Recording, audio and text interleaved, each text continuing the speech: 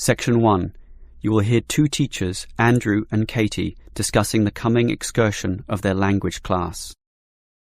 First, you have some time to look at questions 1 to 6. You will see that there is an example that has been done for you. On this occasion only, the conversation relating to this will be played first. Well, we have this school excursion planned, but when exactly is it? Is it this Tuesday or Wednesday? Well, it can't be Tuesday with the English tests taking place. Ah, right, not Tuesday but Wednesday. That's right, all day Wednesday, taking a bus outside the city. The excursion is on Wednesday, so Wednesday has been written in the space. Now we shall begin. You should answer the questions as you listen, because you will not hear the recording a second time. Listen carefully and answer questions 1 to 6. Well, we have this school excursion planned, but when exactly is it? Is it this Tuesday or Wednesday? Well, it can't be Tuesday with the English tests taking place. Ah, right, not Tuesday but Wednesday. That's right, all day Wednesday, taking a bus outside the city. And where are we going? Last month we went to Arthur Island, so this time we're going to the animal park. Arthur Island was okay, but it was too cold. Let's hope the weather for this week's excursion is better. I don't suppose animals care about bad weather, but I certainly do. Have you heard the forecast? Yes, and it's not too bad. Basically, they're saying Monday will be sunny. Good. But then the weather will change. Not so good. Yes. Tuesday we'll have some showers, but by Wednesday, the day of our excursion, it will be, well, their words are cold and cloudy. Cold and cloudy. Well, as long as it isn't wet and rainy, I'm happy enough. We won't need umbrellas, just warm clothing. And what time will we get there? Let's see, the bus picks us up at 8:30 a.m. and then it's an hour and a half on the road, so we arrive at 10 a.m.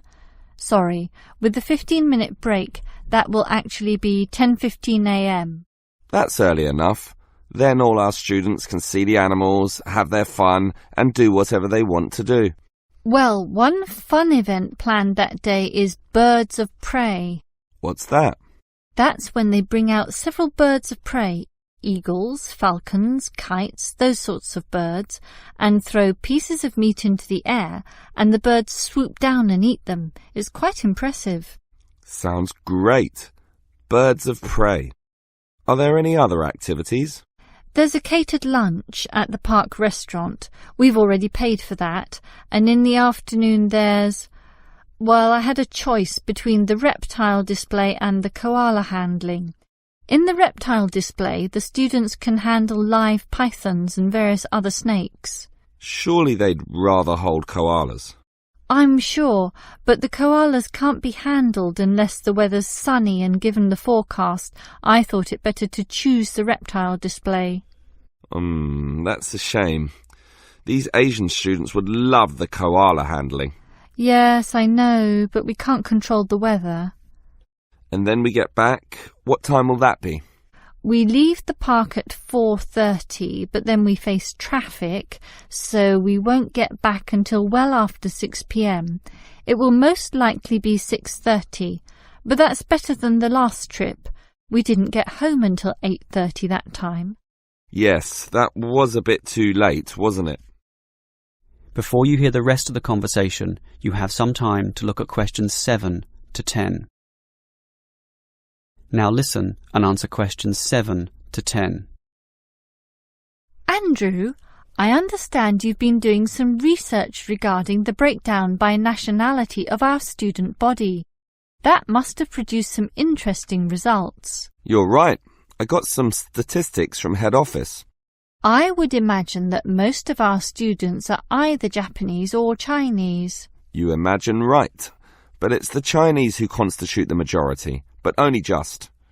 I had thought Koreans might be second, but it's actually the Japanese, quite close behind. It's somewhat surprising, but obviously all those study tours that our university markets in Japan are bringing in students. What's the breakdown exactly? Japanese are a quarter of the whole, which is considerable. Last year they were only 16%, so that market has grown nicely. The only other proportions of some weight are the Indonesians and Koreans, about the same. Indonesians at 15% and the Koreans are a little higher, not like last year when they were less than 10%. I thought we'd have more Indonesians than Koreans. Well, as I said, they're about the same. Just like the Saudi and Thai student numbers, almost the same also, both just under 10. Which one is bigger? Thai students number just a fraction more. As for the other nationalities, collectively they're only 3%, so it wasn't worth giving each of them a separate category. I just grouped them under other. That's Vietnamese, South American, a couple of Russians, and so on. That is the end of section 1. You now have half a minute to check your answers. Now turn to section 2. Section 2. You will hear a radio presenter interviewing a doctor. First you have some time to look at questions 11 to 14.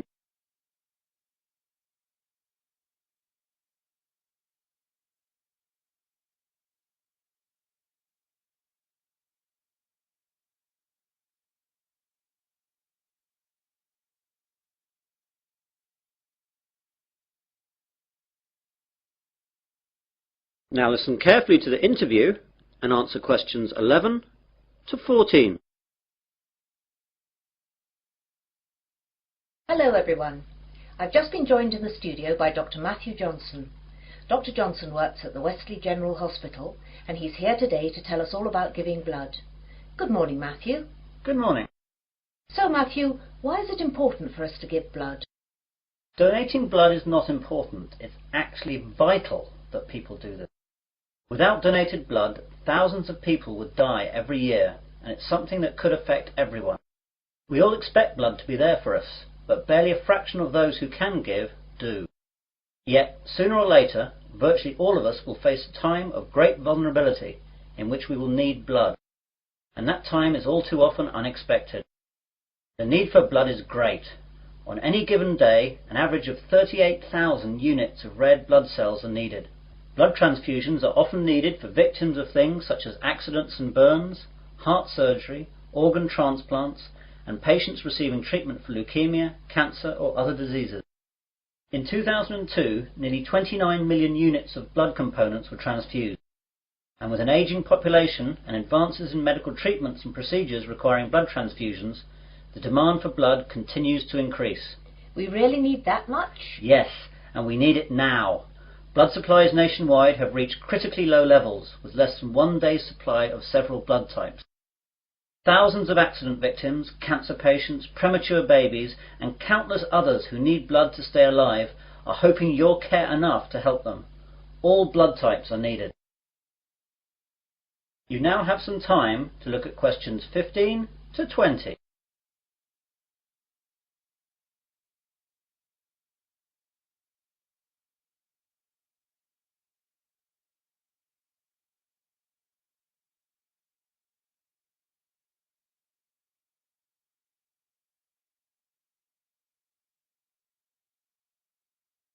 Now listen to the rest of the conversation and answer questions 15 to 20. What are the different types? It's a bit more complicated than that. First we collect the whole blood from donors, and then it's sorted into the different types, which are basically O, A, B or AB, though there are also divisions here. Then the blood is split into its constituent parts. We divide it into 4 basic parts. First there are the red blood cells, then the white blood cells, then things called platelets, and finally plasma. This is shipped off to hospitals where they use the blood parts that the patients need. What are the different parts used for? Well, as I said before, the whole blood is your blood in its natural state, and something we rarely use. It's much more useful to us to have it separated into its component parts. Red blood cells are what everyone associates with blood, i.e. it's red. It's widely used to replace lost blood during surgery or when people hemorrhage. Its main function is to carry oxygen to cells. White blood cells are the most important part of the body's immune system, and they're used for patients whose normal defense systems aren't working properly. Platelets are crucial for making your blood clot, and we need to give them to patients who suffer from illnesses that deplete their natural levels of platelets, or they will bleed to death. Finally, plasma is what carries the other parts of blood around, and needs to be administered with any of the other components. Take away the red blood cells, and this is actually yellow. So that's what blood is all about. Now, you're here in Wesley today to collect blood. Can you tell us where and when we can donate? Of course. We're set up here today, that's Wednesday, and for the next 2 days at Wesley General Hospital at the outpatients department. Come along between 9 a.m. and 4:30 p.m. and we'll be able to deal with you within 1 hour. And let me tell you a few things that will calm your fears about giving blood. Aside from a brief needle prick, it doesn't hurt to give blood. Your body will replace the blood you donate within days of your donation. And finally, you can't catch AIDS, hepatitis, or any other disease by giving blood. And of course, you get a cup of tea and a biscuit afterwards. And can anyone give blood? Almost everyone. Donors must be in generally good health, be at least 17 years of age, weigh no less than 110 pounds, have not received a tattoo within the past year, and not have donated whole blood within the past 56 days. We screen donors with a series of questions before we take the blood, so if you're unsure, come down and we'll let you know. Please come down and see us. Remember, if you can donate 1 pint of blood, this can save up to 3 lives. Well, thanks, Matthew. I, for one, will definitely be going down to Wesley General to donate. That is the end of section 2. You will now have half a minute to check your answers.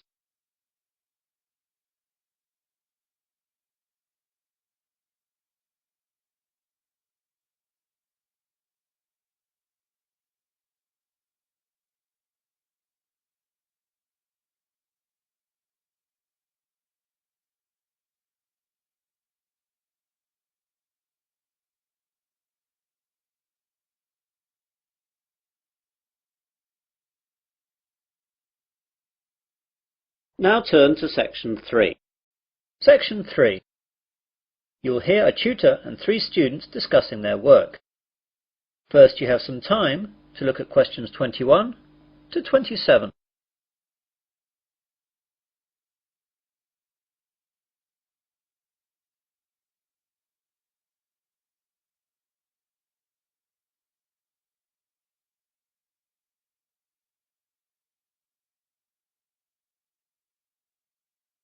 Now listen carefully and answer questions 21 to 27.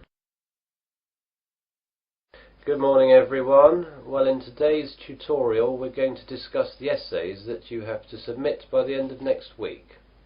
Some of you will have already started them, which is good, and if you haven't, well, that's okay, but you'll have to get a move on.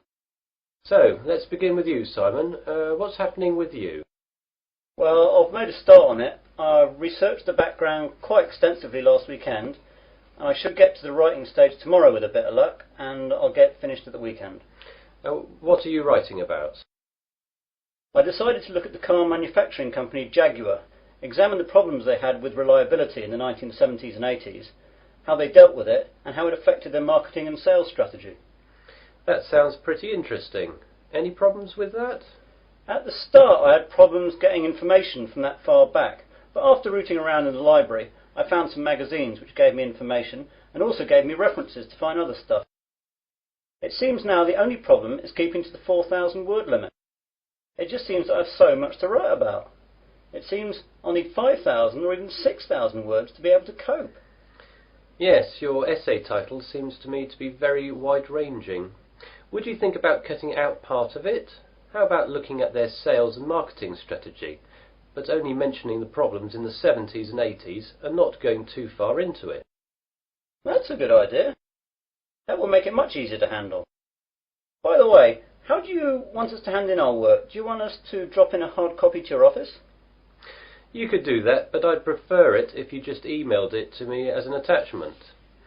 You've all got my address. If not, give it to the secretary, clearly marked that it's for me. Right, Jennifer, how about you? I've not really got going on it yet, but I have decided on a subject. I'll try and do some research during the rest of this week, and I should get writing this weekend. Okay, what are you writing about then? I want to look into how supermarkets use market surveys to develop their products. Will you have enough time to find out what sort of things that the supermarkets do? You won't have much time for that. I should be okay. I've had a look in the stack system in the library, and I found a magazine that surveyed all the UK major supermarkets, and a trade publication that analysed the same things in Canadian supermarkets. Be careful about using their conclusions too much. The university takes a tough stance on plagiarism. Make sure you properly list where you get your information from in a bibliography, and try and do your own analysis. Get going too, as that analysis will take a bit of time. Okay, thanks. You now have some time to look at questions 28 to 30.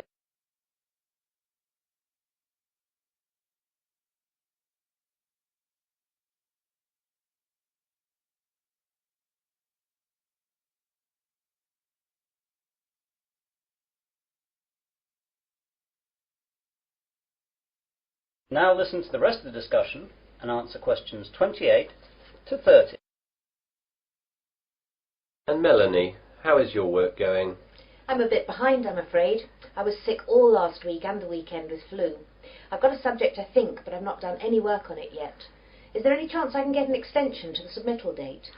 The policy of the department is not to give any extensions unless there are extenuating circumstances.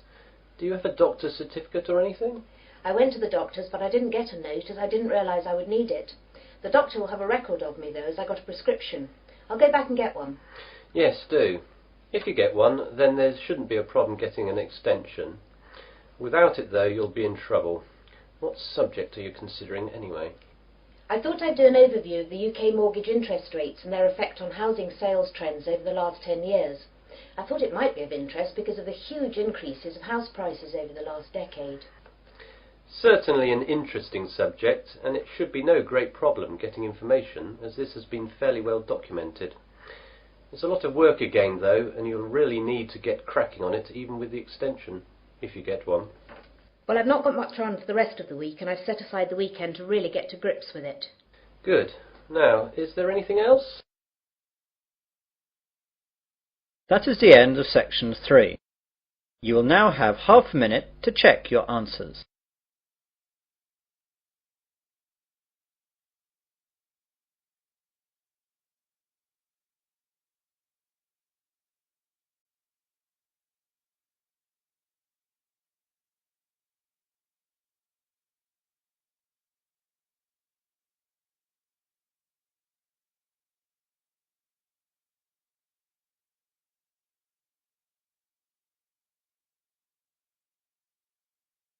Now turn to section 4. Section 4. You will hear a lecturer discussing public parks. First, you have some time to look at questions 31 to 34. Now listen carefully and answer questions 31 to 34. Most of us are familiar with a local park. We spend time there, play there, and have some of our best memories in these places. But what is a park? Basically, it can be defined as a natural, or at least semi-natural, piece of land, planted with a variety of trees, bushes and flowers, protected and reserved for the enjoyment of all citizens. There are usually regulations about the sorts of behaviour that can take place within, and sometimes there are facilities such as children's playgrounds or fields for ball games and other sorts of activities. For this reason, if there is grass, it is kept short, and this also discourages the breeding of insect pests. A well-maintained park actually needs a lot of people to look after it, and more so if the park showcases special plants, flowers or trees, in which case it is called a botanic garden. In complete contrast, if the park is big and remote enough, it is sometimes designated as a wilderness park, to be left completely alone and untouched, protected from all development in order to allow wild species, both plant and animal, to live undisturbed. But it is the urban park, the sort of park that most people are familiar with, that I want to talk about now. These preserve natural landscapes for the pleasure of the urban population, most commonly just for passive recreation. In other words, allowing people just to observe the trees and lie in the grass. And such passive recreation is certainly needed. Before you hear the rest of the lecture, you have some time to look at questions 35 to 40. Now listen and answer questions 35 to 40. Continuing on the subject of parks, it might surprise you to know that once there were none. 1,000 years ago, there was no need, since there were already extensive open spaces, forests and wilderness surrounding most cities and towns, for example in Europe. These dark, dank forests were large and even dangerous, full of wild animals and with the potentially fatal result of getting lost. Hence, fairy tales evolved about witches living in these areas and the wolves and bears which could threaten young children. However, with the rapidly increasing human population, the original wilderness and natural open spaces were intruded upon. Forests were cut down as population spread, and with them urban pollution and further deforestation. But it was only with the advent of the Industrial Revolution that people realized natural areas needed to be preserved to give the populace access to the sort of nature that was fast disappearing due to the uncontrolled development and demand for resources. The first park expressly designed for that purpose is usually considered to be Prince's Park in Liverpool. This was in 1841 on land donated to the public by a rich iron merchant. With such a generous donation, worth about £50,000, the council decided to invest £5,000 of its own money in making it look good. Consequently, they hired a landscape designer, Joseph Paxton, who designed twisting turning pathways among shade-giving trees, all based around a central lake. In many ways, it became the prototype for all later large parks, including the famous Central Park in New York. But if we were to pick the park that most people are familiar with, it would be the much smaller neighborhood park. These can be tiny, but by being in the midst of extensive development and dense populations, they are increasingly seen as a refuge where one can get a glimpse of true nature. Many psychologists now maintain that this glimpse is necessary, for ultimately, as a species, we have an innate affinity for nature, and the concrete urban zoo clashes with our inner being. This has seen the rejuvenation of many urban parks that were once left to decay, for example in New York or London, and indeed some cities such as Melbourne are known all over the world for their abundance of carefully maintained parks, including a world-famous botanic garden. That is the end of section 4. You now have half a minute to check your answers. That is the end of the listening test. In the Ielts test, you would now have 10 minutes to transfer your answers to the answer sheet.